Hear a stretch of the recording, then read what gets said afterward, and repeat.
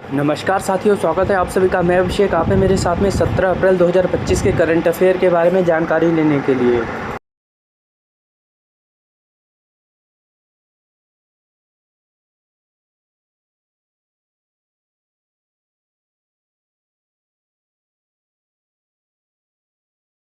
साथियों, मैं आपका स्वागत करता हूं अपने चैनल स्मार्ट टीचिंग अभी 20 GS बाय अभिषेक में।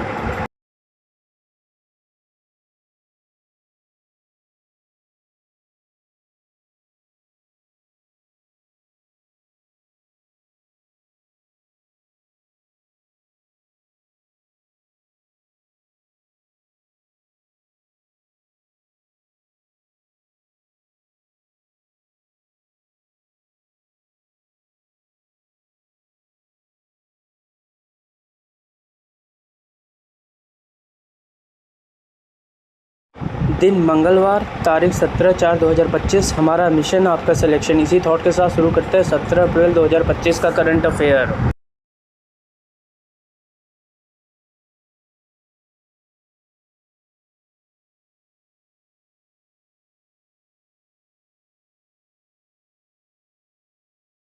पहला, युमख्युंग जनजाति जो हाल ही में एक विरोध प्रदर्शन के कारण खबरों में है, मुख्य रूप से किस राज्य में पाई जाती है? उत्तर है नागालैंड। आइए इस खबर के बारे में जान लें। युमख्युम जनजाति मुख्य रूप से किस राज्य में पाई जाती है? युमख्युम जनजाति परिषद YTC ने हाल ही में भारत म्यांमार सीमा पर बाड़ लगाने और फ्री मूवमेंट रिजीम को हटाने के खिलाफ नागालैंड के पुंगोरो टाउन में विरोध प्रदर्शन किया है। युमख्युम जनजाति प्रमुख नागा जनजातियों में से एक है, जो मुख्य रूप से पूर्वी नागालैंड के किफिरे जिले और म्यांमार के आसपास के क्षेत्रों में निवास करती है। 2011 की जनगणना के अनुसार युमख्युम की जनसंख्या 83,259 है। अगला, PM पोषण योजना किस प्रकार की योजना है? उत्तर है केंद्र प्रायोजित। आइए इस खबर के बारे में जान लें। PM पोषण योजना एक केंद्र प्रायोजित योजना है जो मिड डे मील प्रोग्राम के रूप में भी जानी जाती है। यह योजना बच्चों को स्कूल में एक गर्म पका हुआ भोजन प्रदान करने के लिए है, जिससे उन्हें पोषण प्राप्त होता है और उनकी स्कूल में उपस्थिति सुनिश्चित हो सके। यह योजना कक्षा 1 से 8 तक के बच्चों को और बाल वाटिका में पढ़ने वाले बच्चों को कवर करती है।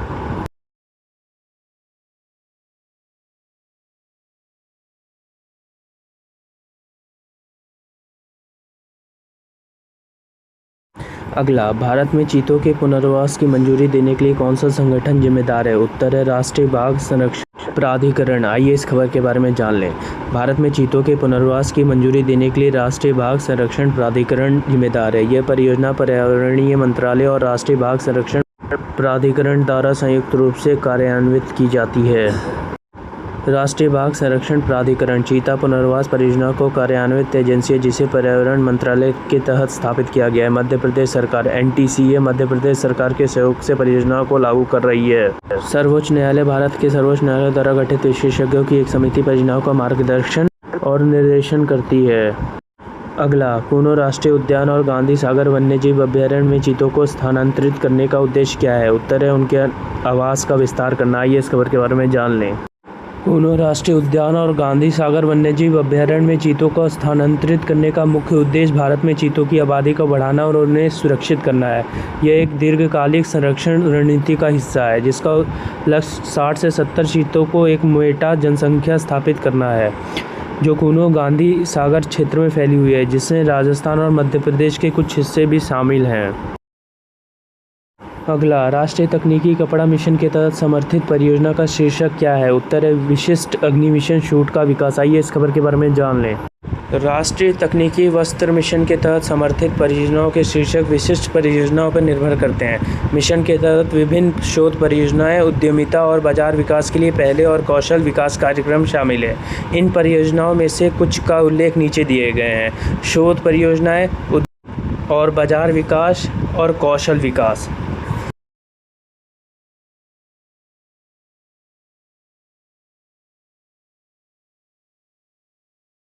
अगला, भारत और उज्बेकिस्तान के बीच संयुक्त अभ्यास का नाम क्या है? उत्तर है दुस्तलिक। आइए इस खबर के बारे में जान लें। भारत और उज्बेकिस्तान के बीच संयुक्त सैन्य अभ्यास का नाम दुस्तलिक है, जिसका उज्बेकिस्तान में अर्थ मित्रता होता है और भारत और उज्बेकिस्तान में बारी बारी से आयोजित किया जाता है। इस अभ्यास का 6वां संस्करण पुणे में आयोजित किया जा रहा है, जिसमें भारतीय जाट रेजिमेंट और उज्बेकिस्तान की सेना भाग ले रही है। अभ्यास का उद्देश्य द्विपक्षीय सैन्य सहयोग को बढ़ाना और दोनों देशों के सशस्त्र बलों के बीच समन्वय को बढ़ाना है।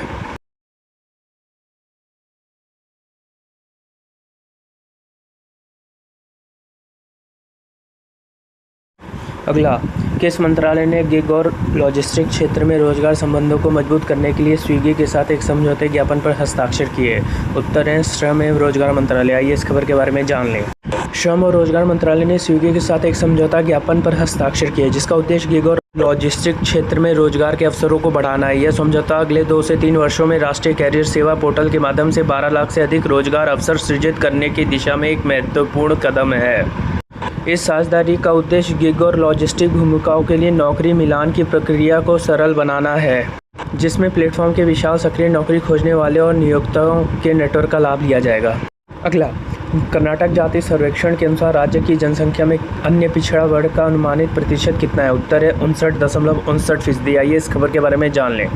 कर्नाटक राज्य पिछड़ा वर्ग आयोग यानी KSBCC द्वारा सिद्धारमैया सरकार को प्रस्तुत किए जाने वाले 13 महीने बाद 11 अप्रैल को कैबिनेट में पेश की गई। कर्नाटक जाति सर्वेक्षण रिपोर्ट में अनुमान लगाया गया है कि OBC की जनसंख्या 69.6% है, जो मौजूदा अनुमान से 38% अधिक है। सामाजिक, आर्थिक और शिक्षा सर्वेक्षण ने राज्य में OBC कोटा को मौजूदा 32% से बढ़ाकर 51% करने की सिफारिश की गई है। कर्नाटक की इस जातिगत सर्वे की रिपोर्ट को भी सार्वजनिक नहीं किया गया है। अगला, मांग प्रतिक्रिया के साथ बिजली उत्पादन, ट्रांसमिशन और भंडारण की योजना बनाने के लिए एक नया सॉफ्टवेयर टूल स्टेलर मॉडल किसने लॉन्च किया? उत्तर है केंद्रीय विद्युत प्राधिकरण। आइए इस खबर के बारे में जान लें।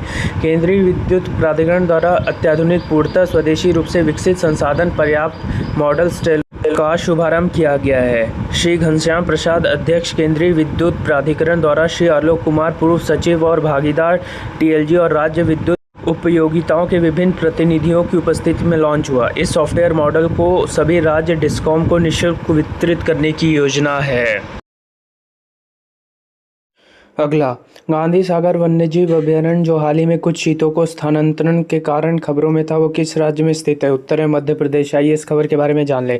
मध्य प्रदेश के कुनो राष्ट्रीय उद्यान में 2 चीतों को 20 अप्रैल को गांधी सागर वन्यजीव अभयारण्य में ले जाया गया है।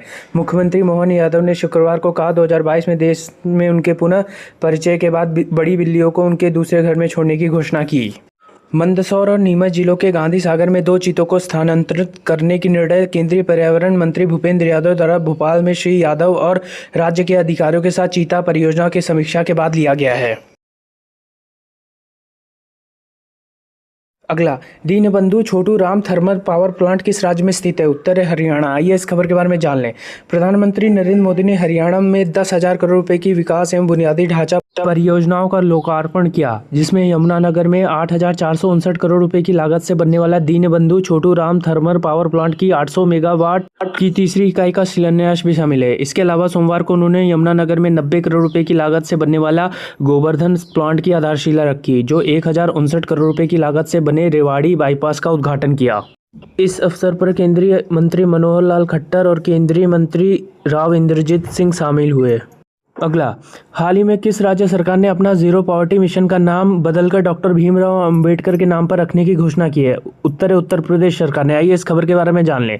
मुख्यमंत्री योगी आदित्यनाथ ने घोषणा की कि उत्तर प्रदेश में जीरो पॉवर्टी कार्यक्रम बाबा साहेब डॉक्टर भीमराव अंबेडकर के नाम पर होगा। यह कार्यक्रम इसी महीने आगे बढ़ाया जाएगा। उन्होंने कहा कि हर गरीब वंचित को गरीबी रेखा से ऊपर उठाने के लिए पीएम मोदी की प्रेरणा से सरकार ने जीरो पॉवर्टी कार्यक्रम को अपने हाथ में लिया है। जीरो पॉवर्टी का मतलब होता है कोई गरीब वंचित ना रहे, वह सभी प्रकार की सुविधा से युक्त हो। पिछले 8 वर्षों में मूसहर, थारू, वनटंगिया, कोल, बुक्सा, चेरो, गोंड, सहरिया को पूरी तरह से सैचुरेट करने का कार्य किया। अगला, हाल ही में किसे TCS का नया कार्यकारी निदेशक, अध्यक्ष और मुख्य परिचालन अधिकारी COO नियुक्त किया गया है? उत्तर है आरती सुब्रमण्यम को। आइए इस खबर के बारे में जान लें। देश की सबसे बड़ी सूचना प्रौद्योगिकी IT सेवा कंपनी टाटा कंसल्टेंट सर्विसेज ने आरती सुब्रमण्यम को कार्यकारी निदेशक, अध्यक्ष और मुख्य परिचालन अधिकारी नियुक्त करने की घोषणा की है। कंपनी ने बृहस्पतिवार को यह जानकारी देते हुए कहा कि उनका कार्यकाल 1 मई 2025 से शुरू होकर 5 साल के लिए रहेगा। कंपनी ने शेयर बाजार की 2 सूचनाओं में कहा कि इस नियुक्ति को कंपनी के शेयर धारकों से मंजूरी मिलनी बाकी है। कंपनी द्वारा साझा की गई जानकारी के अनुसार सुब्रमण्यम टाटा सन्स में मुख्य डिजिटल अधिकारी के रूप में कार्यरत हैं। अगला, हाल ही में प्रवीण परदेशी का किस राज्य के मुख्यमंत्री का मुख्य आर्थिक सलाहकार नियुक्त किया गया? उत्तर है महाराष्ट्र। आइए इस खबर के बारे में जान ले। हाल ही में राज्य मंत्री के दर्जे के साथ नवसृजित पद पर नियुक्त किए गए परदेशी को महाराष्ट्र के लिए विजन 2047 की रूपरेखा तैयार करने की जिम्मेदारी सौंपी गई है। परदेशी राज्य के वित्त पर त्रैमासिक रिपोर्ट प्रस्तुत करेंगे। इलेक्ट्रॉनिक वाहन, सूक्ष्म लघु एवं मध्यम उद्यमी, MSME और हरित ऊर्जा के लिए योजना तैयार करेंगे तथा रणनीतिक विकास पहलों पर नीति आयोग के साथ समन्वय करेंगे। धन्यवाद। आपका दिन मंगलमय हो।